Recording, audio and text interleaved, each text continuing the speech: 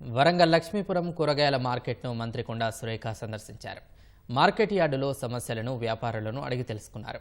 గత ప్రభుత్వ హయాంలో కూరగాయల మార్కెట్లో అనేక అవకతవకలు జరిగాయని స్పష్టం చేశారు. మార్కెట్లోని దుకాణాలపై పూర్తి నివేదికను ఇవ్వాలని అధికారులను ఆదేశించారు.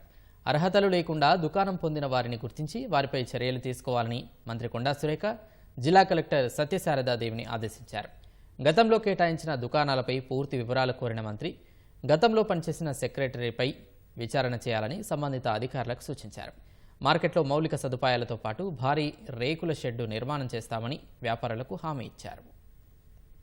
ఫ్లాట్లు అలాట్ చేశారు కానీ దశాబ్దాల కాలంగా ఎవరైతే లైసెన్సుల మీద ఉండి కూరగాయలు అమ్ముకుంటున్నారో వాళ్లకు ఫ్లాట్లు అలాట్ చేయకుండా చాలా స్వార్థపూరితమైనటువంటి నిర్ణయాలు తీసుకొని అసలు మరి ఎవరైతే అమ్మకందారులు ఉన్నారో వాళ్ళందరికీ కూడా నోట్లో మట్టి కొట్టి ఈరోజు వాళ్ళను రోడ్డు మీద పడేసిండని మరి గత ఎమ్మెల్యే గారు పడేశారని మరి ఓపెన్గా చెప్పాల్సిన అవసరం ఉన్నది.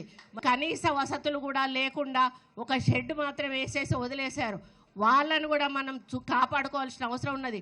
అర్హత ఉన్న వాళ్ళు ఉన్నారా, అర్హత లేని వాళ్ళు ఉన్నారా చూసిన తర్వాత మళ్ళీ ఇచ్చే వాళ్ళకు 100% మీరన్న అగ్రిమెంట్ మీదనే ఇవ్వడం జరుగుతుంది. ఎవరైనా అగ్రిమెంట్ వయలేట్ చేస్తే వాళ్ళ లైసెన్స్ క్యాన్సిల్ చేసి వాళ్ళ అన్న నుంచి వాళ్ళను తొలగించడం జరుగుతుంది.